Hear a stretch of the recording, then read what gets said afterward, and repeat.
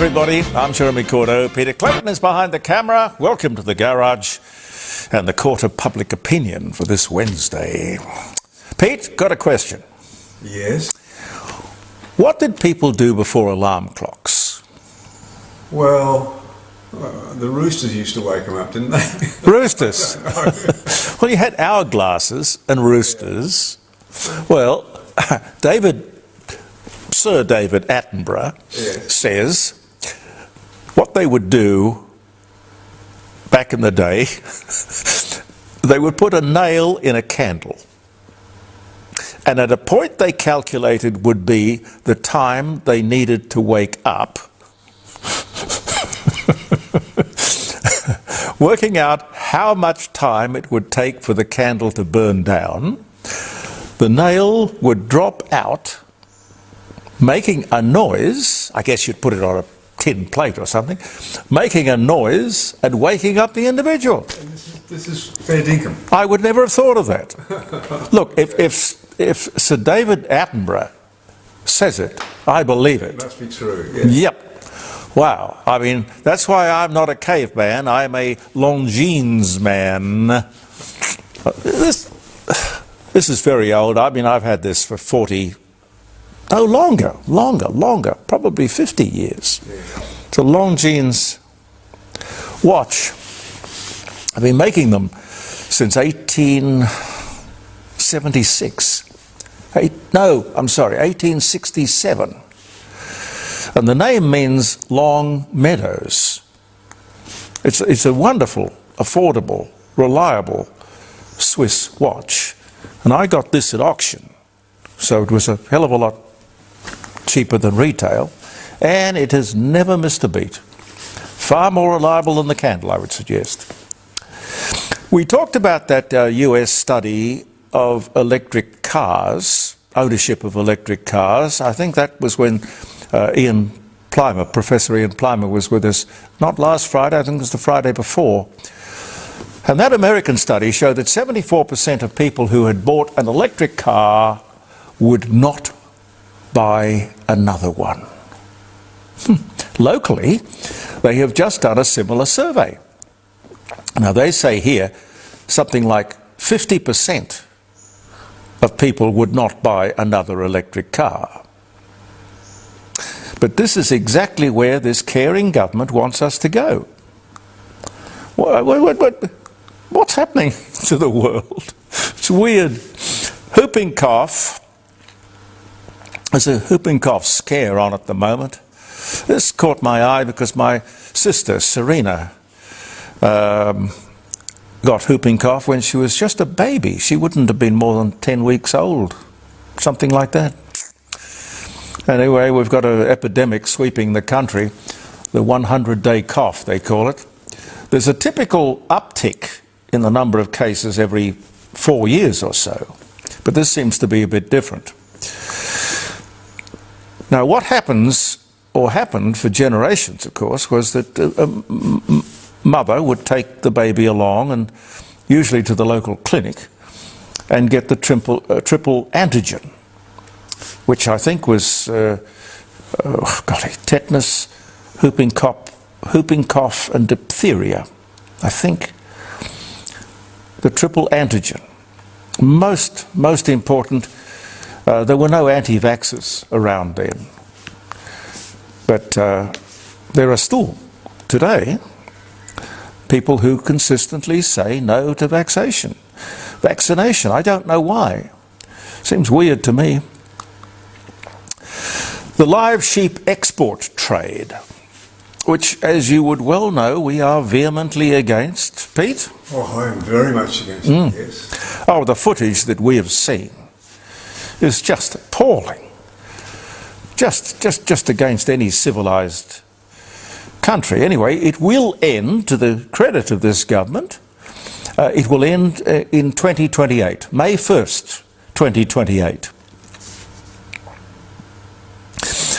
I know farmers are concerned at the thought of losing the trade, meaning, of course, the money, the revenue. But the trade is cruel and immoral. And I don't care what it's worth. The drug trade is profitable too. White slavery. The balance sheet can't dictate people's morals. The industry won't be lost, damaged, maybe a slight setback, but losses will be underwritten by the government to the tune of well over $100 million. The farmers will be transitioned towards local processing and value adding the trade, which is really something they should have been doing all along. But no, the farmers say if the government won't change the policy, we'll change the government. My suggestion to the farmers is change your mind. You're just basically being stubborn. Somebody sent me a note to tell me that the Premier's Department today has a staff of 40. Look, I won't talk about it now, maybe next week or maybe on Friday around the dining room table. But 40 people in the Premier's Department. What do they all do? Anyway, let's get into that later. Let me tell you a little bit about the federal government here, because I think this is an important time in our history. We're less than a year to go before the next election. When the new Governor-General was sworn in on Monday with much pomp and ceremony, they talked about the welcome to country. Then there was a smoking ceremony. Or maybe I've got that round the wrong way. There was the smoking ceremony and then the welcome to country. I don't know, it doesn't matter. But the Prime Minister described these as century-old ceremonies. Rubbish. If he was sitting here beside me right now, I'd say to him, rubbish. It was all to welcome the King's new representative. I wonder what he would have thought. The whole Aboriginal thing in this context was nonsense. These so-called century-old ceremonies go back to 1973. 1973, to a pop concert in Nimbin, New South Wales. Yeah, drug taking. I've never been to Nimbin, but it's quite famous in sort of juvenile folklore. Nimbin was put on by the Union of Students. Wow. And there was stand-up comic Ernie Dingo, who invented, of course, the welcome to country and the smoking ceremony. Do you believe that the Prime Minister of Australia would pull a con like that? Century-old ceremonies? You can go listen to the tape, the script, whatever. 1973. This is demented. But it's also something like the three flags behind every minister and the Prime Minister and every official moment. It's just crazy. We've got to stop it. I don't know how we stop it. But listen, speaking of stopping it, let me see if I've got my glasses. Yes, thank you. I got my glasses. This was sent to me. Primary students are being told to put their hands on the ground and say, "Always will be Aboriginal land," during the daily acknowledgement of country. Students at a Sydney primary school are being told to put their hands on the ground and repeat, "Always was, always will be Aboriginal land," as part of an acknowledgement to country ceremony before each assembly. At which I don't think they have anything to do with the Australian flag or the national anthem or the Lord's Prayer or any of that. No. It's understood schools are also being increasingly asked to play the Aboriginal instruments. The Australian national anthem is not there. Aboriginal instruments are. I'm not sure a lot of people know this, said one mum from New South Wales' lower Blue Mountains, who did not want her children's school to be named. We have to touch the ground and say always was, always will be Aboriginal land and start the assembly at school. The mum said that she only noticed recently the addition of the updated national anthem accompanied by the didgeridoo and stick instruments. Look, ladies and gentlemen, we've got to do something about this. This is plain balmy. Stupid. Our land is being stolen out from underneath our nose, and when I say our land, I'm including the Aboriginal people. I want to get Warren Mundine around the dining room table on Friday, because I want to talk to him, because he is 100 miles an hour on this. He believes that the stealth with which this land is being stolen, being given away, is intolerable. I've got enormous respect for Warren Mundine. Hopefully he'll be available to have a chat to us on Friday. Every time I've asked him to come on the show, he has. I saw a story on Western Sydney it was 7:30 on the ABC, the seat of Blaxland, around Bankstown. It was sort of about Middle Eastern issues. Not a terribly posh part of Sydney. Well, certainly wasn't when I was in Sydney, but that's, mind you, that's, getting on for 50 years ago. It was Paul Keating's seat. He won that at a very young age. All the years I have known Paul Keating, he never lived there. No. He always lived in Woollahra or Canberra. Woollahra, it was Queen Street. That was his home, a few doors up from John Law's, one of the most prestigious streets in Australia. Well, certainly, as I say, one of them. Great style that man has. French clocks, you name it. Socialism, well, I don't know. Funny sort of socialism. He's got a lot of style. Whitlam was the same, He was another. His Western Sydney electorate was Cabramatta. The moment he was elected, he left and never returned. I saw that his old house was sold. They wanted $1 million and somebody was going to turn it into a shrine. Holy moly.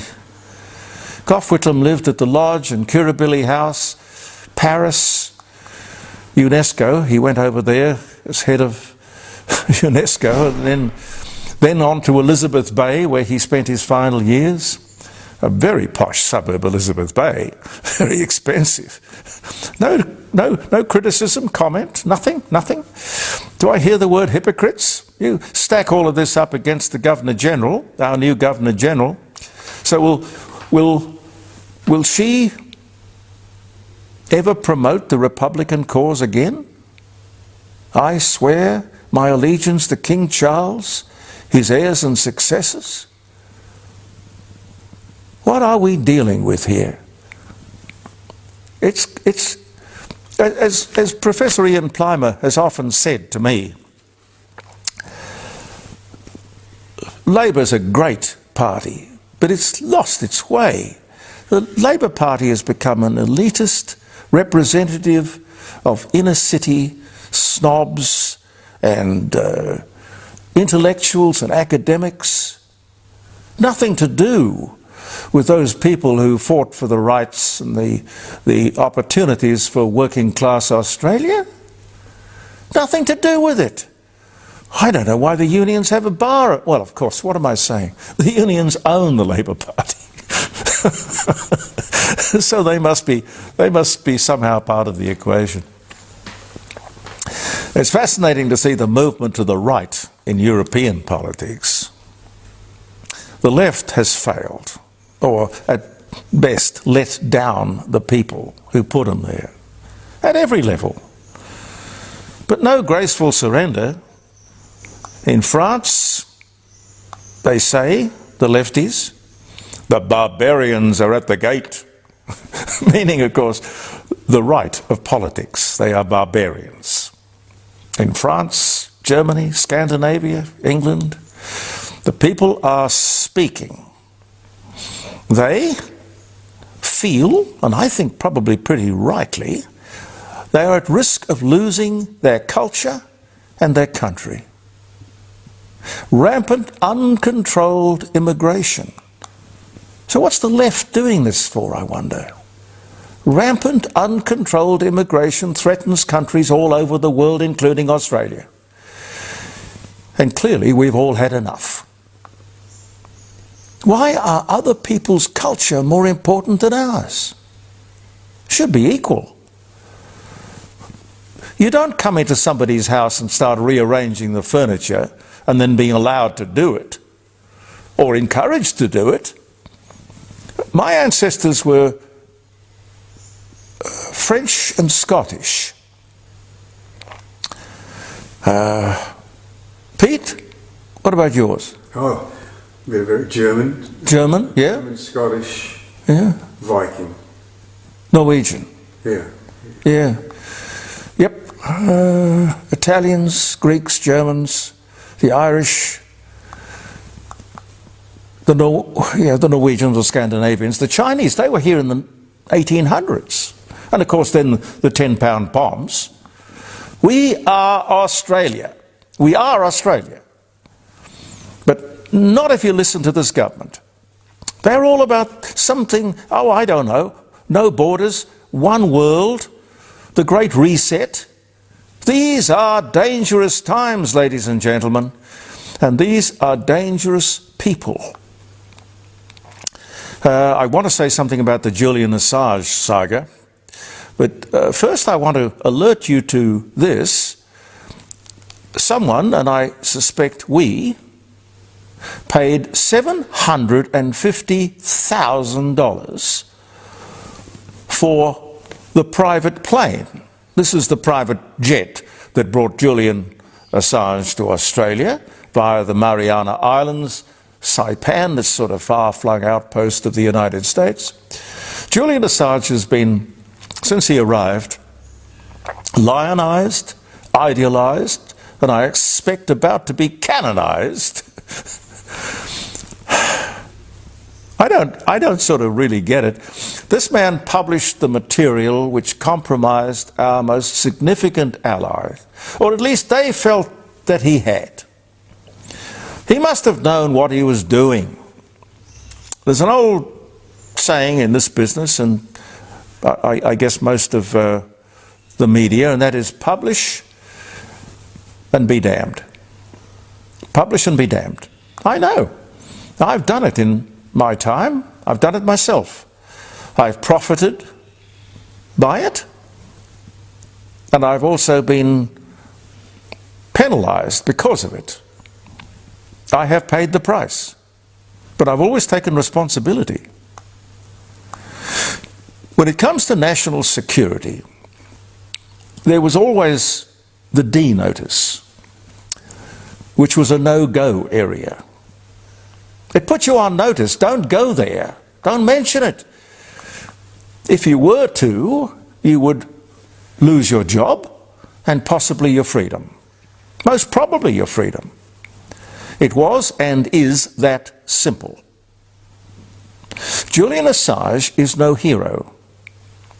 It'll be interesting to see if he regroups or how he regroups. Will he sell his story? Start a religion? Make a movie? Get a safe Labour seat in Parliament? Write a book? Host a TV show? It could be you with Julian Assange. But one thing I am certain of, ladies and gentlemen, we have not heard the last of Julian Assange. Lots more to talk to you about, ladies and gentlemen, but let me just remind you about the Rising Sun, one of our lovely sponsors.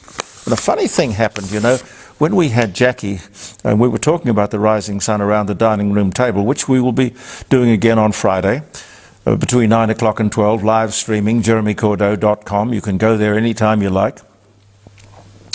We were talking about Longines and Anton Schmidt, who revamped the old Rising Sun Inn and did it magnificently. But not only the Rising Sun Inn, but what were the others? Do you remember? There was the Director's Hotel, there was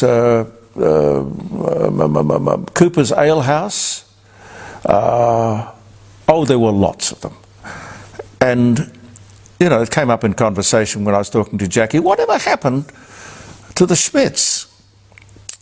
And there I was, dropping my son Christopher off in town, and across the road, this was on Saturday, we were talking about this on Friday, Saturday, there was Longines Schmidt crossing the road. And I put my head out the window and I said, Longines! She ignored me.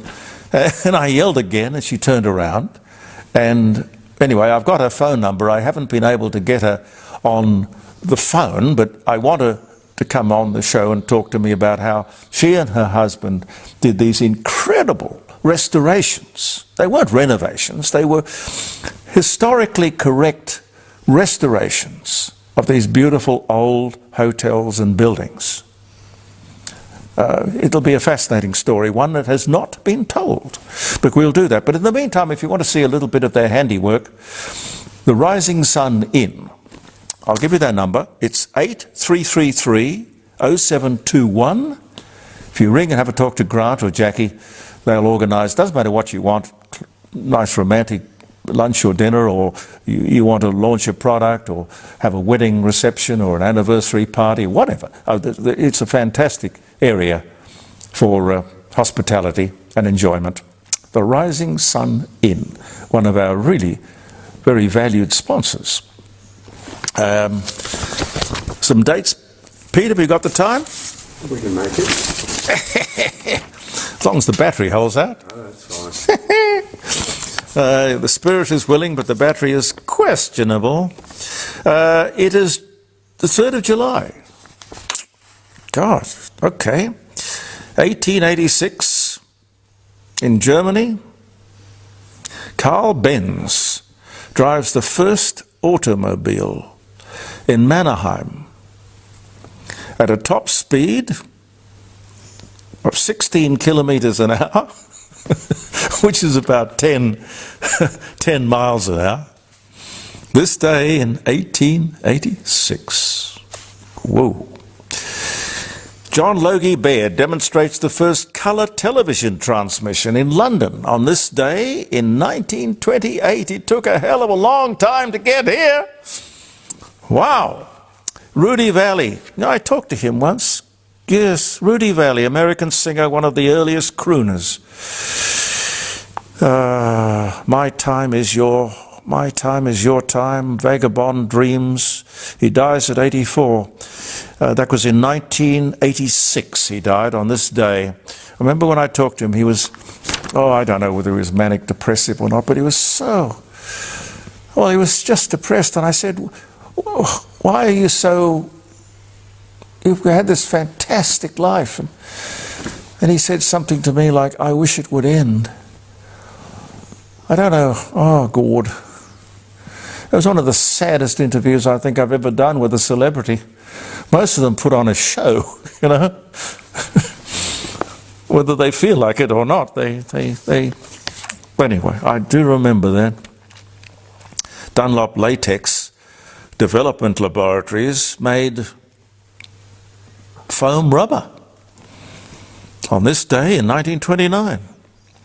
Jim Morrison, the American singer-songwriter, The Doors poet, dies of heart failure, allegedly caused by an accidental heroin overdose. Familiar story.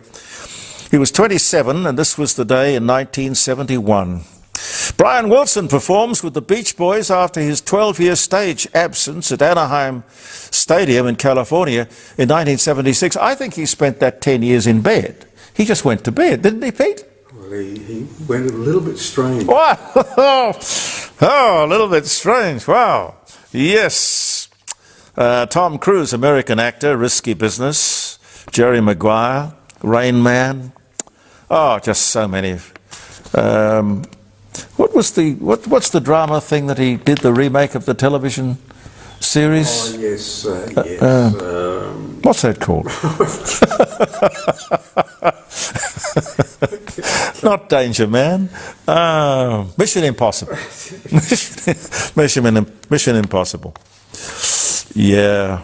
And the other one he did was the air flyer. Top Gun. Top Gun, yeah. I thought that should be on the list. Ain't on the list. Anyway, 1962. He was born in Syracuse, New York. Oh, here's one for you, Pete. Trigger. Roy Rogers' horse. Yes. Dies at the age of 25. Is that old for a horse? That's about average. That was 1965. Trigger. Trigger was a Palomino? Yes. Beautiful. Beautiful horse. I fell in love with Palominos because Trigger. Well, I think a generation of people did. No, absolutely. The Adelaide Crows Australian rules coach Phil Walsh, murdered by his son, 2015 on this day. Oh, hang on. We were just talking about Julian Assange. It's his birthday. Julian Assange, Australian founder of WikiLeaks, born in Townsville in Queensland in 1971. God, he looks 100 when you see him on the screen, doesn't he? Born 1971. Golly. Back to the Future, starring Michael J. Fox and Christopher Lloyd, is released in 1985 on this day. André Citroën, the French automobile pioneer, dies at just 57. They were lovely cars. Well, they were lovely cars. I don't think they are lovely cars anymore. I think they're made, well, there was the Citroën Goddess and the Light 15 with the big boot or the small boot. Oh, they were cars. They were cars. Anyway, André Citroën died in 1935 on this day. And the Pony Express arrives in San Francisco with overland letters from New York on this day in 1861, 1 year into the Civil War. It only lasted, how long did it last? Well, it wasn't very long. I can't remember how many. I think it was about 18 months. Yeah. Too many got killed by Indians, I think. Well, they did, and it was probably a pretty inefficient way to move mail around the country. But how come they are in folklore the way they are? Everybody knows about the Pony Express. Wow, the Pony Express. The telegraph took over, and of course they disappeared, 1861. Andy Griffin, one more. Andy Griffin, American actor, comedian, television producer, Southern gospel singer. Didn't know that. He was also a writer. He wrote The Andy Griffith Show and Matlock. He dies from a heart attack. Dear, how old was he? He was 86. 86. And Lou Hode, sadly, dies of a heart attack at 59 on this day in 1994. Great tennis player, Lou Hode. Thank you so much, ladies and gentlemen, for being with us. Look forward to seeing you. Well, I won't be seeing you, but hopefully I will talk to you on Friday, 9 o'clock until 12. We have a whole bunch of interesting guests. Most importantly, if you've got anything you want to get off your chest and on the air, do give us a call. JeremyCordeaux.com. That's all you've got to go to.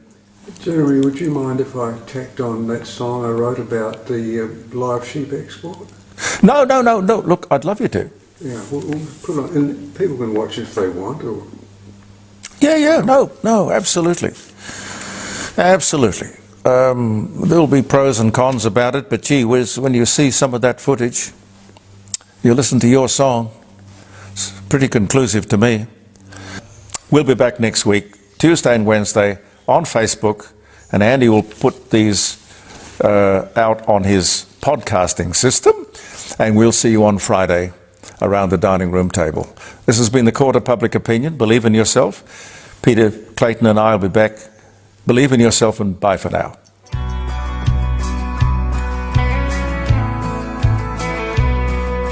They've loaded up another ship with 30,000 head. A death ship bound for the Middle East, and a callous halal death. Lambs to the slaughter, their throats slashed and bleeding, at the hands of heartless men without compassion or feeling.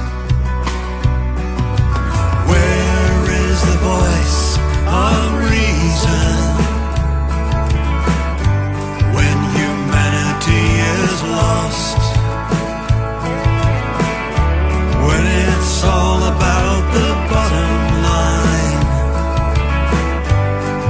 no matter what the cost.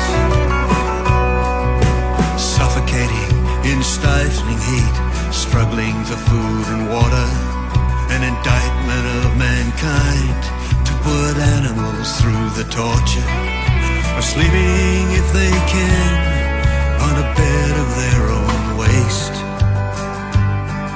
It's cruel and indefensible, a government disgrace. Where is the voice of reason when humanity is lost? When it's all about the bottom line, no matter what the cost. A government that does nothing in the face of mounting proof of cruelty unimaginable. They still won't see the truth. This is not the Australian way, this is not who we are. A barbaric trade that has no place in my Australia.